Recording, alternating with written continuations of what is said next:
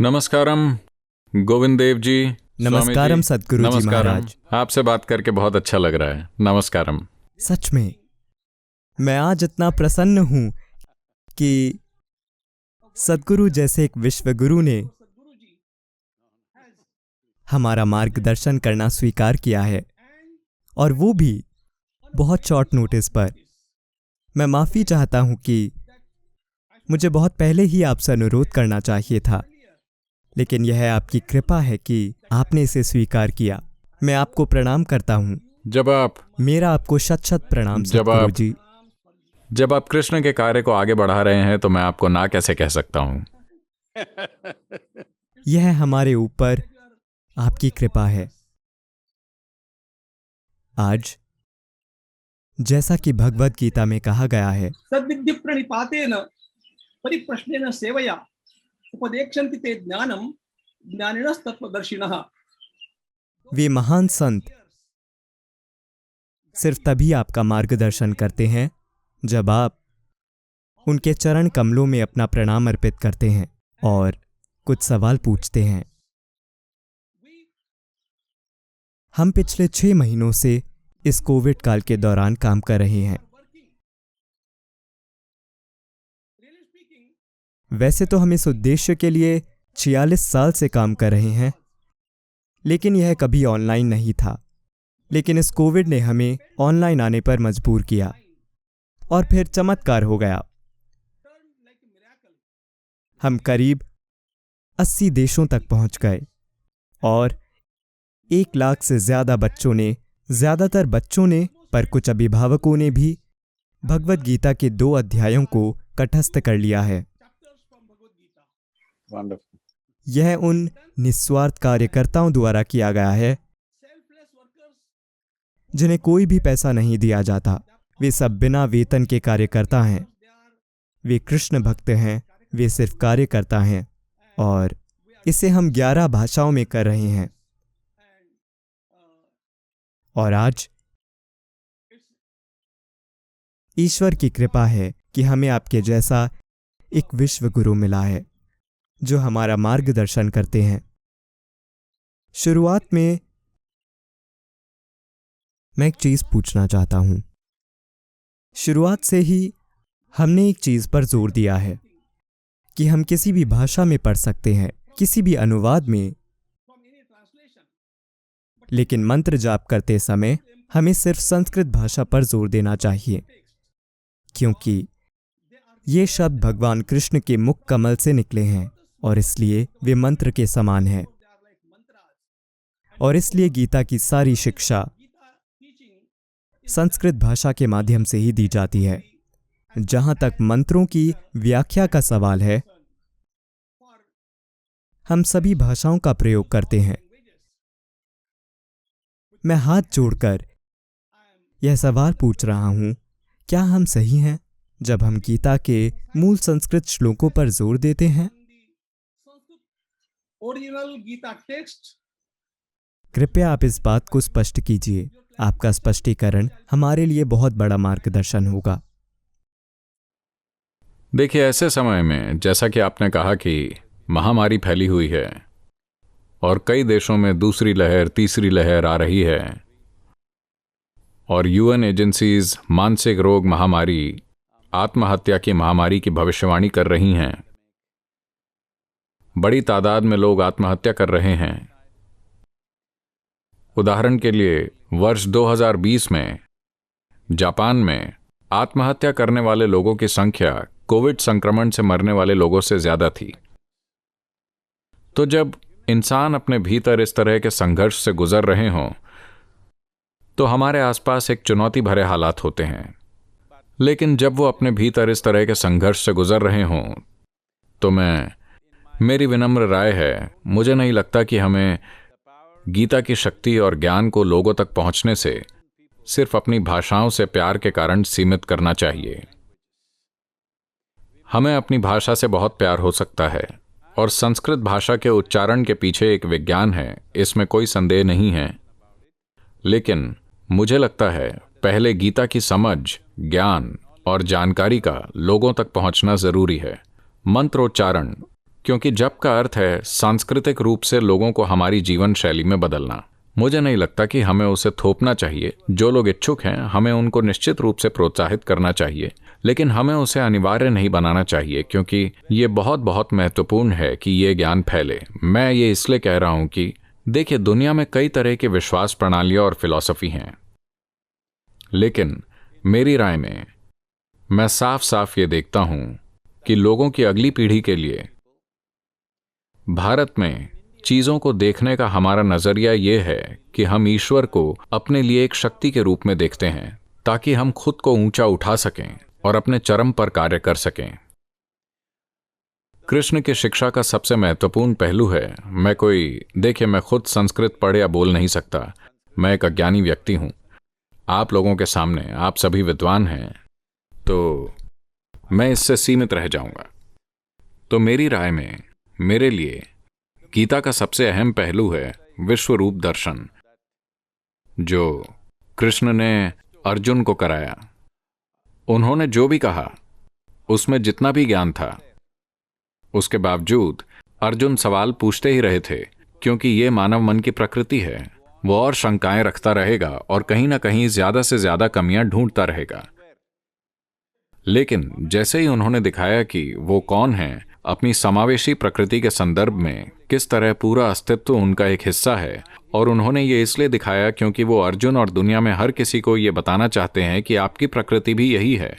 अगर आप इच्छुक हैं, अगर आप अपने अस्तित्व के आयाम को खोलते हैं, तो आप हर चीज को स्वयं के रूप में अनुभव कर सकते हैं। मेरे लिए सिर्फ यही चीज मेरे मार्गदर्शन का स्रोत रही है कि आखिरकार योग शब्द का अर्थ होता है जुड़ना। मेरे लिए योग की चरम अभिव्यक्ति हैं कृष्ण, क्योंकि उन्होंने उसे दर्शाया। पूरी शिक्षा का सबसे महत्वपूर्ण पहलू यह है कि वो अर्जुन को दिखा पाए कि सारा ब्रह्मांड, चाहे वो पौधे हों, पशु, ये वो ग्रह, सब कुछ मेरा एक हिस्सा है, क्योंकि यही मानव चेतना की प्रकृति है। मानव चेतना का ऊपर उठना या मानव चेतना का उत्थान बहुत बहुत महत्वपूर्ण है, क्योंकि नैतिकता, नैतिक मूल्य, सदाचार, ये सब हमारे साथ तभी होते हैं जब चीजें सही चल रही हों। जब संकट होता है या जब मृत्यु हमारे सामने लटकी होती है, तो सिर्फ एक ही चीज जो हमें उससे परे ले जाती है, वो वाकई मानव चेतना है, जो सर्व समावेशी है, और कृष्ण मेरे लिए उसी के प्रतीक हैं। तो उस संदर्भ में इसे ज्यादा से ज्यादा लोगों तक पहुंचना चाहिए। जो भी चीज इसकी पहुंच में अवरोध पैदा करती है, उसे हटा दिया जाना चाहिए। जैसा कि आपने कहा, ये ऑनलाइन चीज एक चमत्कार रही है कि जो आप आमने सामने नहीं कर सकते, अचानक अब अगर आप शारीरिक रूप से 10 लोगों तक पहुंच सकते हैं, अब आप ऑनलाइन 1000 लोगों तक पहुंच रहे हैं। लेकिन इसे कई गुना बढ़ाया जा सकता है अगर आप इसका अनुवाद दुनिया की 30 अलग अलग भाषाओं में कर देते हैं, तो आप अरबों लोगों तक पहुंच सकते हैं। और मेरे लिए ये ज्यादा महत्वपूर्ण है बजाय भाषा पर जोर देने के। भाषा में अपनी शक्ति होती है, भाषा का अपना महत्व होता है, लेकिन सबसे बढ़कर सभी लोगों का यह समझना कि होने का एक सार्वभौमिक तरीका है, मेरे लिए यह भाषा से ज्यादा महत्वपूर्ण है। हम इस सलाह को निश्चित रूप से मानेंगे और ज्यादा से ज्यादा लोगों तक पहुंचने की कोशिश करेंगे। and try to reach utmost people. क्या मैं एक और सवाल पूछ सकता हूं? जी हाँ। आज हम जानना चाहते हैं कि दुनिया भर के युवाओं के लिए भगवत गीता का सबसे जरूरी संदेश क्या हो सकता है? From Bhagavad Gita, अगर हम किसी चीज को संदेश के रूप में देखना चाहते हैं, तो मेरे हिसाब से सबसे महत्वपूर्ण संदेश न सिर्फ गीता का बल्कि कृष्ण के संपूर्ण जीवन का ये है कि देखिए, कई मायनों में उनका जीवन संघर्ष से भरा हुआ है। बहुत सारे युद्ध हैं, लड़ाइयां हैं, ऐसे लोग हैं जिनके इरादे और काम बहुत ही ज्यादा बुरे हैं। तो उनका जीवन कई मायनों में संघर्षों और चुनौतियों से भरा हुआ है। महामारी की हमारी चुनौती उन चुनौतियों के मुकाबले कुछ भी नहीं है जिनका सामना उन्होंने अपने जीवन में किया। तो हालांकि बाकी सभी पांडव, कौरव और दूसरे लोग जो इस नाटक में शामिल हैं, उन सभी ने काफी कष्ट झेला, या तो गुस्से या नफरत या पीड़ा या शर्म के कारण।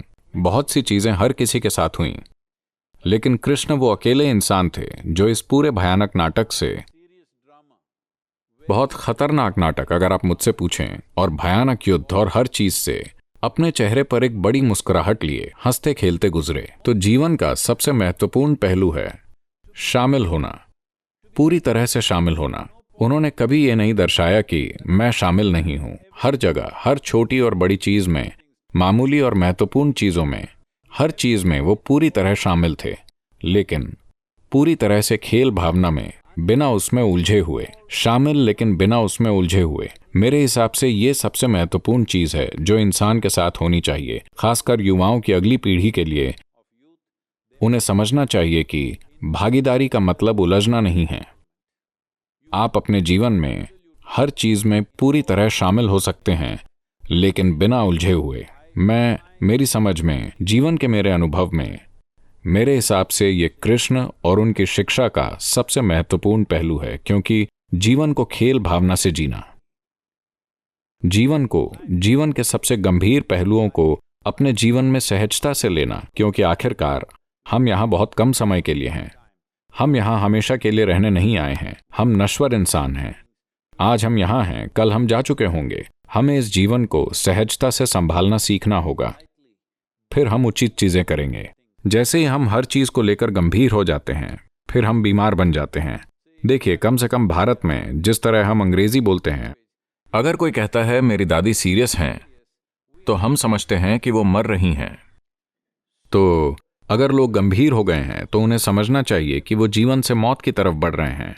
मेरे हिसाब से कृष्ण के संदेश का सबसे महत्वपूर्ण पहलू यह है कि ये जीवन और जीवन है।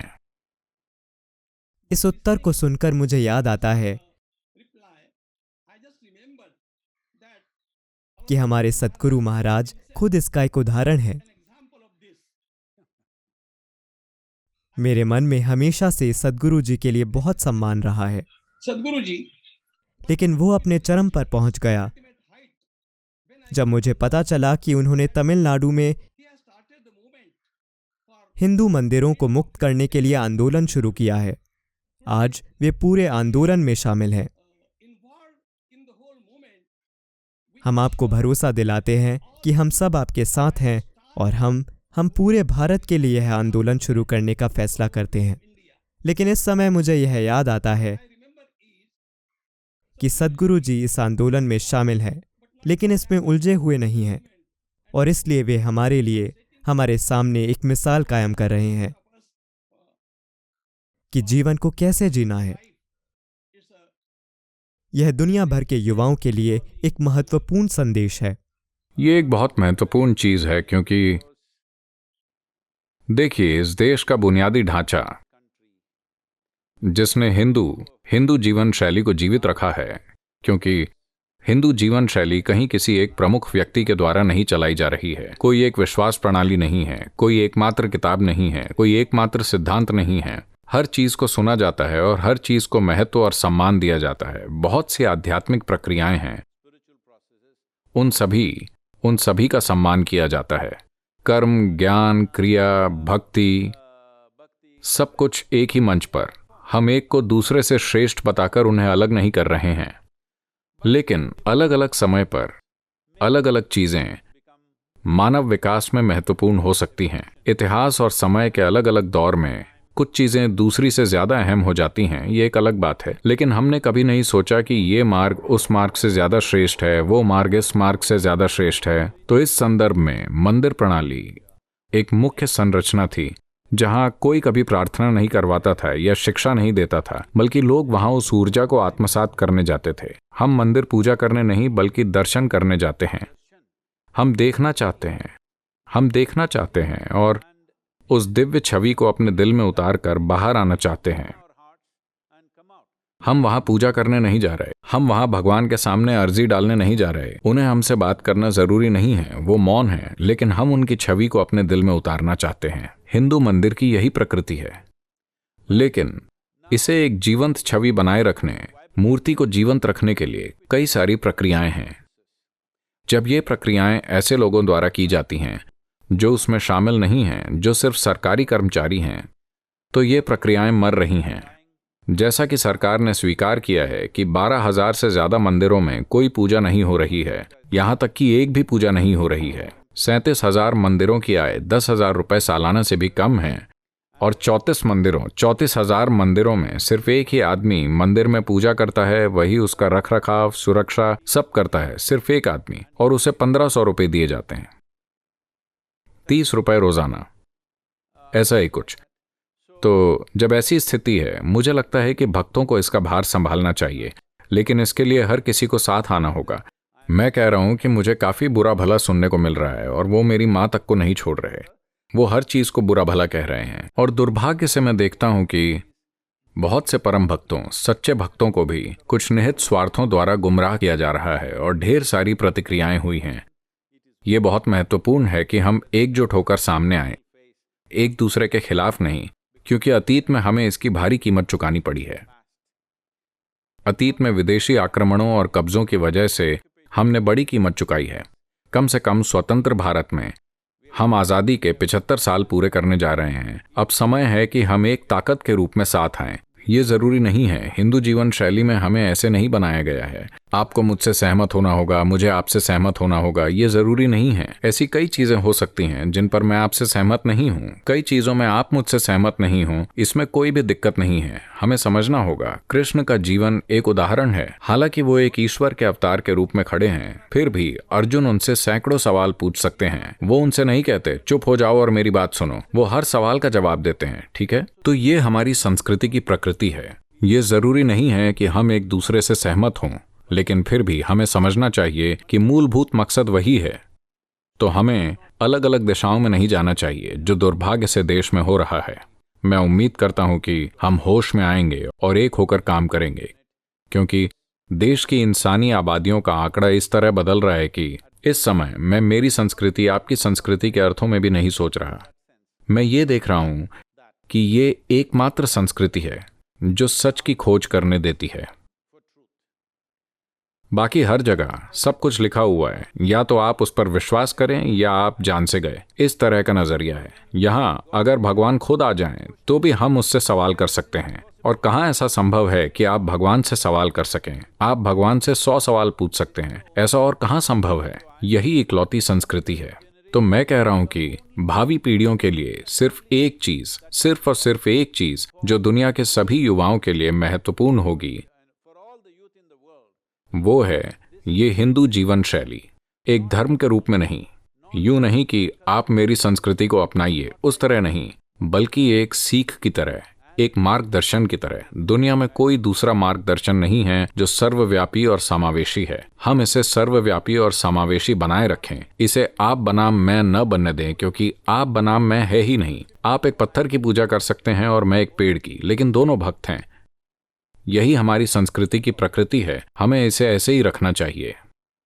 हाँ सतगुरु जी, हमारी भारतीय संस्कृति ने हमेशा कहा है वासुदेव कुटुंबकम, पूरी दुनिया एक ही परिवार है, और इसलिए किसी पर कुछ भी थोपा नहीं जाता। हर कोई अपना मार्ग चुन सकता है। अब हमने आपसे यह ज्ञान पाया है कि हम मंदिर सिर्फ पूजा करने के लिए नहीं जाते, हम वहां अपनी बैटरी चार्ज करने के लिए जाते हैं। For getting our batteries charged. यह एक बिल्कुल नया कॉन्सेप्ट है, पूरी तरह से, और इसलिए हम आभारी हैं। और लोग शायद बुरी बातें कहें या कुछ भी बोलें, लेकिन हम सभी आपके अनुयायी हैं, और आप इस देश, इस राष्ट्र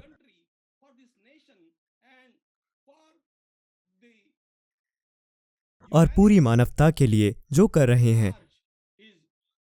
वह आज बहुत जरूरी है, और हम निश्चित रूप से आपके पद चिन्हों पर चलने की कोशिश करेंगे। गोविंद गिरी जी, किसी की कही बुरी बातें मेरे लिए कोई समस्या नहीं है, क्योंकि मैं इस तरह बना हूं कि किसी के अपशब्द या तारीफ ना तो मुझे उठाते हैं और ना ही गिराते हैं। मैं जैसा हूं उसी वजह से मैं वो हूं जो मैं हूं। वो कोई मुद्दा नहीं है, लेकिन समस्या ये है कि अभी दुनिया में इसकी बहुत ज्यादा जरूरत है। जैसे कि आप 1 लाख लोगों के लिए ऑनलाइन गीता का ज्ञान फैला रहे हैं। 1 लाख लोग काफी नहीं है, 1 अरब लोग, 5 अरब लोग होने चाहिए। अगर ऐसा होना है तो ये महत्वपूर्ण है कि हम एक दूसरे के खिलाफ ना हो जाएं। इससे बेमतलब इस काम में रुकावटें आएंगी, क्योंकि अगर इस पीढ़ी में हम ये नहीं करते तो हमारे अपने युवा ही इसे खो देंगे। जब हमारे युवा इसे खो देते हैं फिर आप इसे बाकी दुनिया तक नहीं ले जा सकते। मैं बहुत दृढ़ता से महसूस करता हूं कि अगर इस आध्यात्मिक जिज्ञासा को जीवित रहना है तो अगले 20 से 25 सालों में हमारे पास एक बहुत महत्वपूर्ण जिम्मेदारी है। अगर हम ये काम नहीं करते तो बाद में शायद उसे पुनर्जीवित करने के लिए बहुत देरी हो जाए।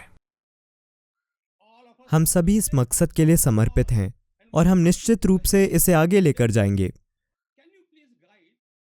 क्या आप बता सकते हैं कि महामारी के इन दिनों में भगवत गीता कैसे सभी लोगों के लिए उपयोगी हो सकती है? देखिए, मैं गीता का विशेषज्ञ नहीं हूं जैसे आप हैं स्वामी जी, लेकिन मेरी समझ में आप जो कुछ भी बोल रहे हैं वह गीता ही है। मेरा जीव मेरे अंदर यही गाता है। दुर्भाग्य से मैंने इसमें समय नहीं बिताया क्योंकि मैंने पश्चिमी शिक्षा पाई। मैंने किसी भी रूप में धर्म ग्रंथों का अध्ययन नहीं किया, लेकिन मेरी समझ में मैं ये देखता हूं कि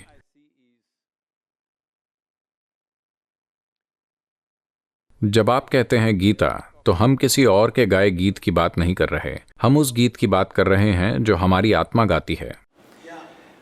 मेरा शरीर और आपका शरीर अलग अलग गीत गा सकते हैं। मेरा मन और आपका मन अलग अलग गीत गा सकते हैं।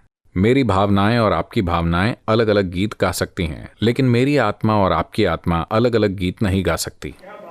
वो सिर्फ एक ही गीत गाती है। और जिन रूपों में भी उन्होंने इसे भाषा में डालने की कोशिश की, क्योंकि इसे भाषा में ढालना आसान नहीं है, मैं व्यक्तिगत रूप से महसूस करता हूं कि ये करीब करीब असंभव है। आप उसके आसपास बात कर सकते हैं, असली गीत को कभी भी शब्दों में नहीं ढाला जा सकता। मेरे ख्याल से गीता उसे सबसे नजदीकी संभव तरीके से शब्दों में ढालने की कोशिशों में एक है, जो कई युगों से होते हुए हमारे पास आई है, कृष्ण और महाभारत के समय से।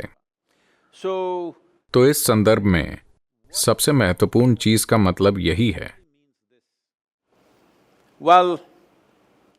कृष्ण मेरे लिए योग की एक अभिव्यक्ति हैं, क्योंकि केवल तभी आप उस वक्त भी खेल भावना से जी सकते हैं जब जीवन और मौत की स्थिति हो, न सिर्फ आपके लिए बल्कि हर किसी के लिए जो आपको प्यारा है, उनके लिए जीवन और मौत की स्थिति हो। आप फिर भी उसे खेल भावना से लेते हैं। ऐसा तभी संभव है जब आप योग में पूरी तरह स्थापित हो चुके हैं। अगर आप योग में पूरी तरह स्थापित नहीं हुए हैं तो जीवन के हालात आपको निचोड़ लेंगे, जीवन के हालात आपको कुचल देंगे। जीवन की परिस्थितियां अलग अलग हालातों में आपको अलग अलग तरह का इंसान बना देंगी, चाहे जीवन हो या मृत्यु।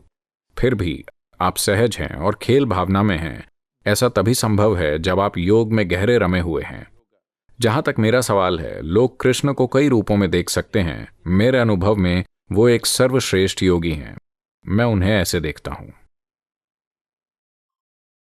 भगवत गीता में भी यत्र योगेश्वर कृष्ण, वे न सिर्फ एक योगी हैं बल्कि वे योगेश्वर हैं। वे योग के सर्वश्रेष्ठ रूप हैं। और जिस तरह आप लोगों का मार्गदर्शन कर रहे हैं, मैं जब सद्गुरु जी कोयम्बटूर में नहीं थे, मैं आश्रम आया था। अच्छा, मुझे माफ कीजिए, मुझे पता नहीं था। मुझे माफ कीजिए, मैं वहां नहीं था। और मैंने आपको यह बताया था जब हम ओमकारेश्वर में मिले थे। लेकिन मैं यह कह रहा हूं कि हर कहीं आश्रम के कोने कोने में हमने देखा कि आपने हमारी भारतीय दृष्टि, हमारी भारतीय संस्कृति को पूरी तरह सुरक्षित रखने की कोशिश की है। यह बहुत बड़ी चुनौती है। और जो ज्ञान युगों से यहाँ तक आया है, उसे न सिर्फ बौद्धिक रूप से प्रदान किया गया है, बल्कि लोगों को, बच्चों को वह माहौल दिया गया है ताकि उन्हें उस तरह से तैयार किया जा सके। हम भी यही करने की कोशिश कर रहे हैं सद्गुरु जी, और इसलिए हमें मार्गदर्शन की जरूरत होगी हमारे इन छोटे मोटे कामों के लिए। एक बार नहीं बल्कि कई बार। आज हम आपके बहुत बहुत आभारी हैं कि आपने हमें इतना समय दिया और हम पर अपनी कृपा बरसाई। लेकिन अब भी हम प्यासे हैं। हम फिर से थोड़ा समय देने की विनती करेंगे। आपका बहुत समय नहीं लेंगे, लेकिन आपका आशीर्वाद हमें चाहिए। चाहे आप कुछ मिनटों के लिए ही बोलें, वो हमारे लिए सालों तक प्रेरणादायी होगा।